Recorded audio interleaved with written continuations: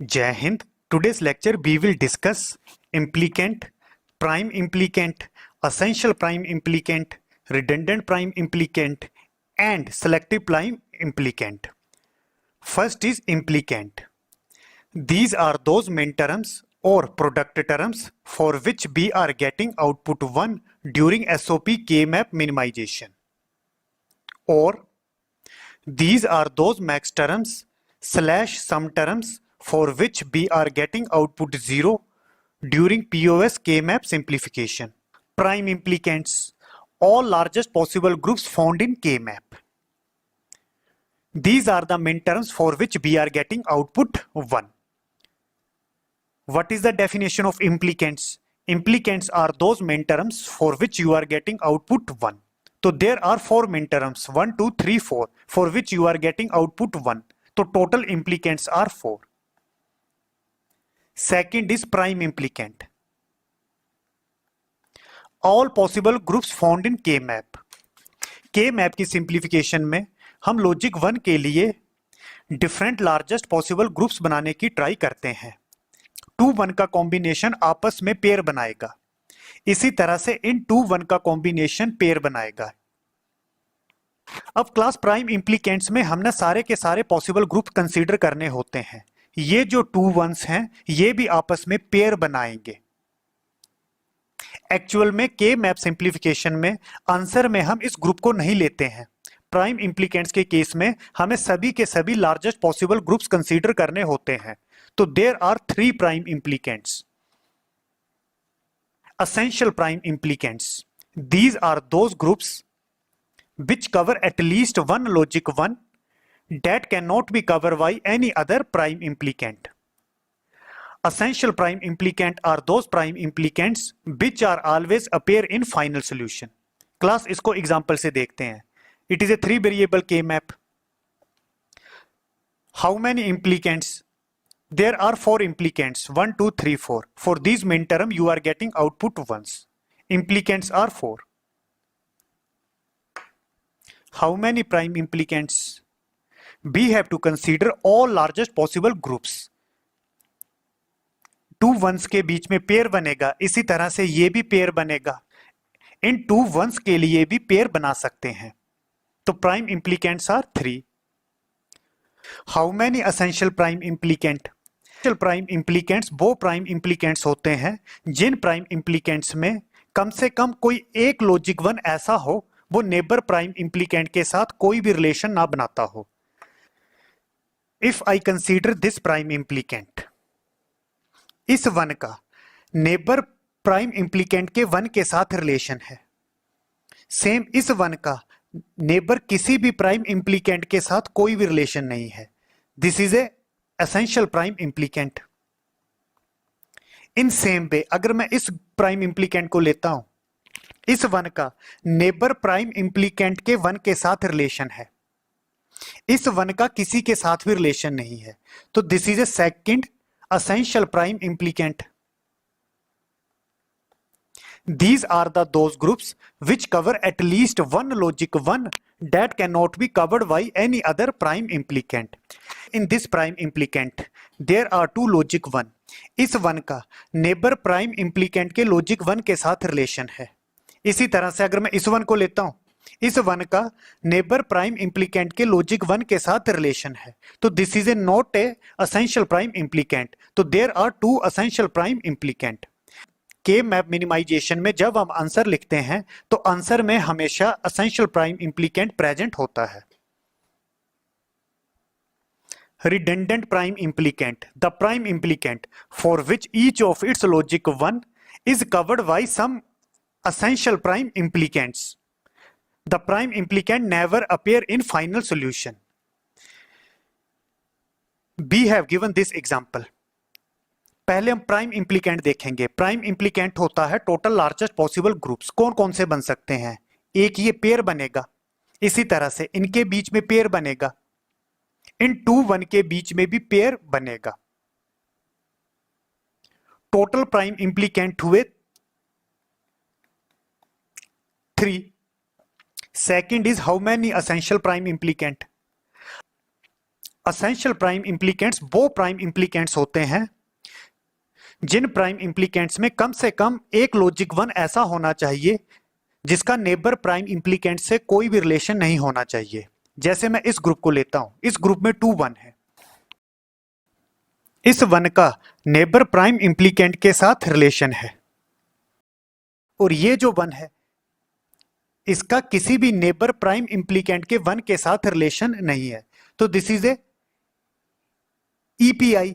इसी तरह से मैं इस ग्रुप को लेता हूं, इस 1 का नेबर 1 के साथ रिलेशन है, इस 1 का किसी भी प्राइम इम्प्लीकेंट के साथ रिलेशन नहीं है, तो this is a second EPI. तो there are 2 EPI. Next is RPI. RPI वो प्राइम इम्प्लीकेंट्स होते हैं जिन प्राइम इम्प्लीकेंट्स में सारे के सारे लॉजिक 1 का नेबर असेंशियल प्राइम इम्प्लीकेंट के साथ रिलेशन बनता है। फॉर एग्जाम्पल अगर मैं इस ग्रुप को देखता हूं, इस ग्रुप में 2 1 है, इस 1 का नेबर असेंशियल प्राइम इम्प्लीकेंट के साथ रिलेशन है, इसी तरह से इस 1 का नेबर असेंशियल प्राइम इम्प्लीकेंट के साथ रिलेशन है। This is essential prime implicant, this is also है असेंशियल प्राइम इम्प्लीकेंट। तो इस ग्रुप में जो 2 लॉजिक 1 थे उनका नेबर असेंशियल प्राइम इम्प्लीकेंट के साथ रिलेशन है, तो this is a redundant prime implicant. तो there is only 1 redundant prime implicant. क्लास के मैप के सॉल्यूशन में रिडंडेंट प्राइम इम्प्लीकेंट हम कभी भी नहीं लिखते हैं। असेंशियल प्राइम इम्प्लीकेंट हमेशा मिनिमाइजेशन एक्सप्रेशन में होंगे, रिडंडेंट प्राइम इम्प्लीकेंट को कभी भी नहीं लिखा जाता है।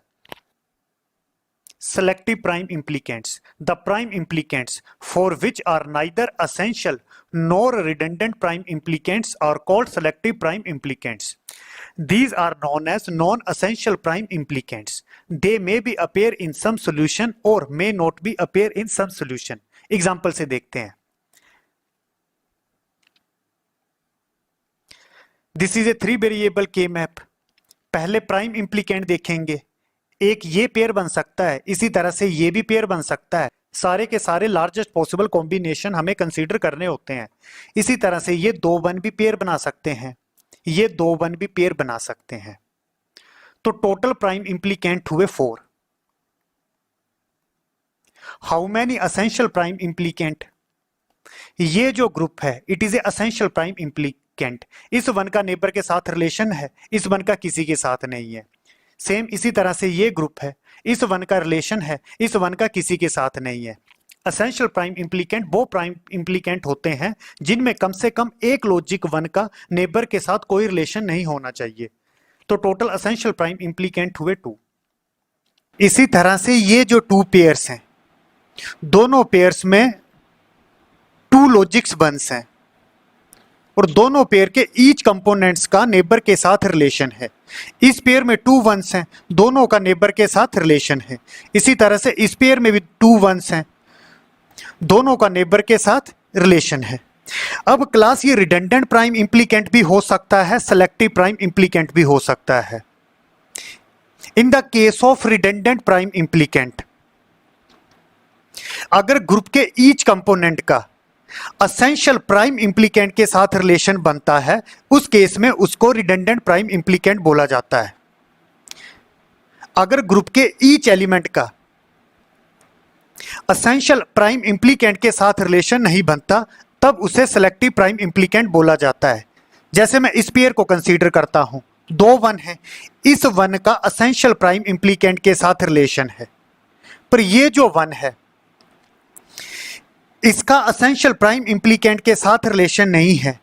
ये जो प्राइम इम्प्लीकेंट है ये असेंशियल प्राइम इम्प्लीकेंट नहीं है, तो इट्स मीन ये जो ब्लू ग्रुप है this is A selective prime implicant. इसी तरह से अगर मैं इसको कंसीडर करता हूं, इसमें 2 1s हैं, दोनों का नेबर के साथ रिलेशन है।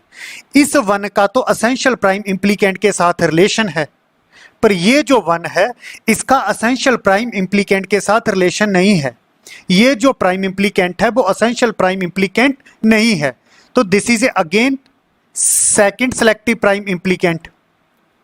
तो there are 2 selective prime implicant.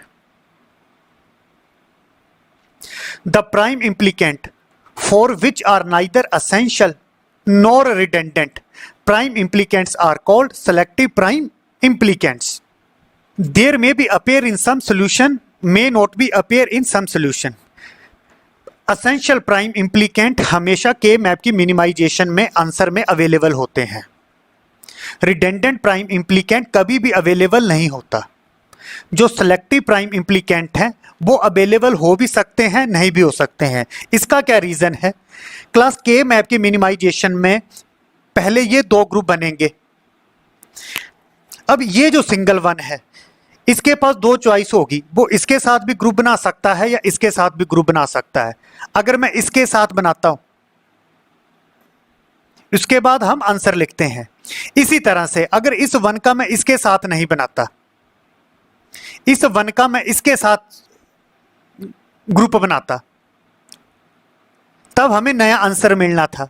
इसीलिए बोला है जो सिलेक्टिव प्राइम इम्प्लीकेंट है it may be appear or may not be appear in final solution. We have given this problem. Function is equal to summation of minterms. ये expression SOP में दिया है। Find number of implicants, prime implicants, essential prime implicants, redundant prime implicants, and selective prime implicants for this question. For which minterm we are getting output 1 for 1, 5, 6, 7, 11, 12, 13, 15। पहले हम implicants calculate करते हैं। How many implicants? 1 2 3 4 5 6 7 8। Implicants are 8। How many prime implicants? हमें different largest possible groups बनाने हैं। ये 4 1 का combination quad बनाएगा, 2 1 का कॉम्बिनेशन पेयर बनाएगा, 2 1 का कॉम्बिनेशन पेयर बनाएगा, ये 2 1 आपस में पेयर बनाएंगे, ये 2 1 आपस में मिलके पेयर बनाएंगे। तो टोटल ग्रुप्स हुए 1 2 3 4 5। तो prime implicants are 5। How many essential prime implicants? Essential prime implicants वो प्राइम इम्प्लीकेंट्स होते हैं कि जिनमें कम से कम एक लॉजिक वन ऐसा होगा जिसका नेबर प्राइम इम्प्लीकेंट के साथ कोई भी रिलेशन ना बनता हो। There are 4 essential prime implicants. इस पेयर में देखो, इस वन का नेबर के साथ तो रिलेशन है, इस वन का किसी के साथ भी नहीं है। This is A first essential prime implicant. Again इस पेयर में इस वन का नेबर के साथ रिलेशन है, इस वन का किसी के साथ भी नहीं है। This is second EPI. इसी तरह से this is third EPI and this is fourth EPI. इस पेयर में इस वन का नेबर के साथ रिलेशन है पर इस वन का किसी के साथ नहीं है। तो essential prime implicants are 4। Now we will calculate redundant prime implicant. Redundant prime implicant वो प्राइम इम्प्लीकेंट होते हैं जिनमें कि सारे के सारे लॉजिक वन का नेबर असेंशियल प्राइम इम्प्लीकेंट के साथ रिलेशन बनता है। If you observe this quad, there are 4 1 in this quad. इस वन का नेबर असेंशियल प्राइम इम्प्लीकेंट के साथ रिलेशन है, इस वन का नेबर ईपीआई से रिलेशन है, इस वन का नेबर ईपीआई से रिलेशन है, इस वन का नेबर ईपीआई से रिलेशन है। तो ये जो क्वाड है this is a redundant prime implicant. That is there is only one redundant prime implicant are present. अब क्लास इस केस में ड्यूरिंग सॉल्यूशन हम रिडंडेंट प्राइम इम्प्लीकेंट को कभी भी नहीं लिखते, ईपीआई हमेशा प्रेजेंट होते हैं। Last is selective prime implicant. There is no any selective prime implicant in this question. Reason क्या है? आरपीआई और एसपीआई में लिटिल सा डिफरेंस होता है। आरपीआई के केस में सारे के सारे लॉजिक वन का नेबर असेंशियल प्राइम इम्प्लीकेंट के साथ रिलेशन होता है। अगर किसी ग्रुप में सारे वन का नेबर के साथ रिलेशन बनता है और जो वो नेबर है वो जरूरी नहीं है कि असेंशियल प्राइम इम्प्लीकेंट होना चाहिए। अगर ऐसी कंडीशन होती है उस केस में एसपीआई इम्प्लीकेंट बनता है। This is RPI. इसमें 4 1 है, सभी 4 का नेबर असेंशियल प्राइम इम्प्लीकेंट के साथ रिलेशन है। सेम अगर यही कंडीशन रहती और इस वन का अगर किसी नेबर के साथ भी रिलेशन होता तो this is a not essential prime implicant. तब मैं ये नहीं बोल सकता था कि इस वन का असेंशियल प्राइम इम्प्लीकेंट के साथ रिलेशन है। तो उस केस में हम इसको क्या बोलना था, सिलेक्टिव प्राइम इम्प्लीकेंट। तो इस केस में selective prime implicants are 0. We have given this problem. We have to calculate implicant, prime implicant, essential prime implicant, redundant prime implicant, and selective prime implicant. This is a 4-variable K-map. I already filled the values. First is implicants. Implicants are those minterms for which you are getting output ones. These are the minterms for which you are getting output 1. 1, 2, 3, 4, 5, 6, 7. Total implicants are 7. Prime implicant. Total largest possible combination are called prime implicants. यहां पर pair बनेगा, इसी तरह से 2 1s pair बनाएंगे, ये 2 1s आपस में पेयर बनाएंगे, ये 2 1s आपस में पेयर बनाएंगे, ये 2 1 आपस में पेयर बनाएंगे, अगेन ये 2 1 आपस में पेयर बनाएंगे. Total groups are 1 2 3 4 5 6. Total prime implicants are 6. Essential prime implicants. Let us consider this group. इस 1 का नेबर किसी भी प्राइम इम्प्लीकेंट के साथ रिलेशन नहीं है.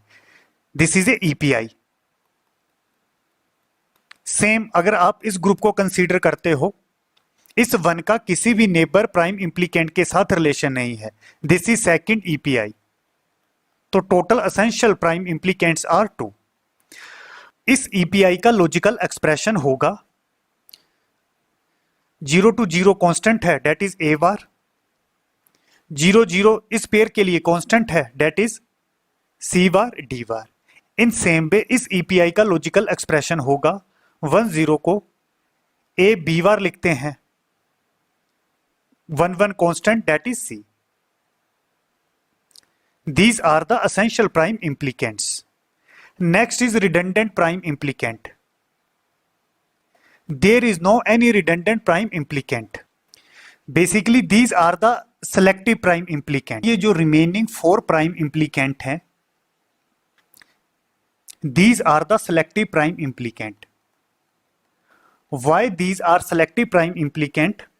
जैसे आप इस ग्रुप को देखो, इस ग्रुप में 2 1 है, दोनों 1 का नेबर के साथ रिलेशन है. ये रिडंडेंट प्राइम इम्प्लीकेंट भी हो सकता है, सेलेक्टिव प्राइम इम्प्लीकेंट भी हो सकता है. रिडंडेंट प्राइम इम्प्लीकेंट के केस में रिलेशन एसेंशियल प्राइम इम्प्लीकेंट के साथ बनता है. जैसे आप यहां पर देखो, इस 1 का एसेंशियल प्राइम इम्प्लीकेंट के साथ रिलेशन है, पर ये जो 1 है इसके साथ रिलेशन है. It is a not a essential prime implicant. तो this is simply selective prime implicant. इसी तरह से अगर मैं इस ग्रुप को कंसीडर करता हूं, दोनों 1 का नेबर के साथ रिलेशन है, इस 1 का इस प्राइम इम्प्लीकेंट के साथ रिलेशन है, पर ये जो प्राइम इम्प्लीकेंट है वो एसेंशियल प्राइम इम्प्लीकेंट नहीं है.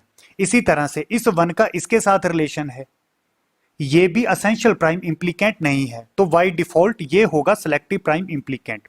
इसी तरह से ये भी सिलेक्टिव प्राइम इम्प्लीकेंट है. और ये जो 4th 1 है, यहां पर 2 1s हैं, इस 1 का प्राइम इम्प्लीकेंट के साथ रिलेशन है, पर this is a not a essential prime implicant.